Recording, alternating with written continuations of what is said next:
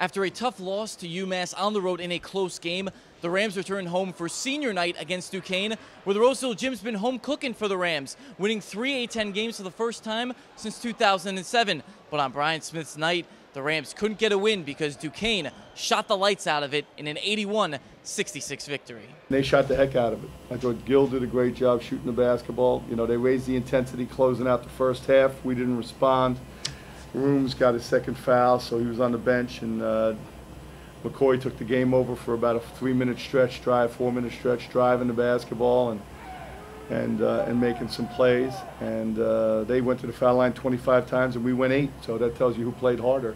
But it didn't look that way early. Fordham led 32-20 with 5 minutes left in the first half, using high-low and attacking the zone from the free throw line. But in the second half, the Rams went cold and shot 6 of 30 from beyond the arc. I extended the zone a little bit. They did a better job on the high post.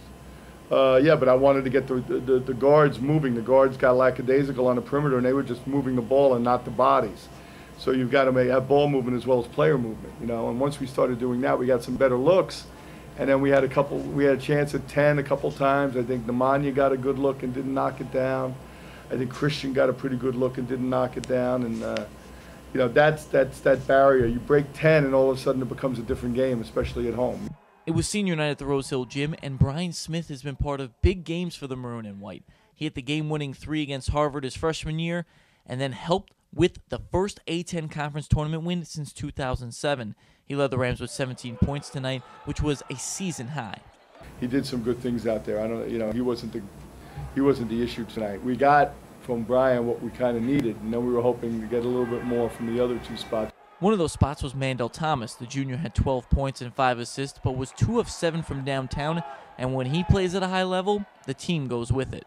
I talked to him about that. I said, you know, you're too good a player now. You're getting too much done to not be efficient. That's what we spoke about at halftime, and he didn't go to foul line, and he's a big-time athlete. He's got to get to the foul line.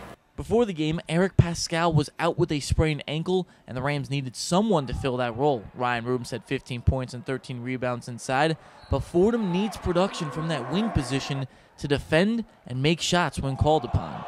Guys who are on the bench always say I should be playing more. Well, tonight they got a chance and they didn't respond. So they'll have a chance Saturday, because unless he's like 100%, there's no reason to play him Saturday. In my opinion, we need him healthy for the tournament.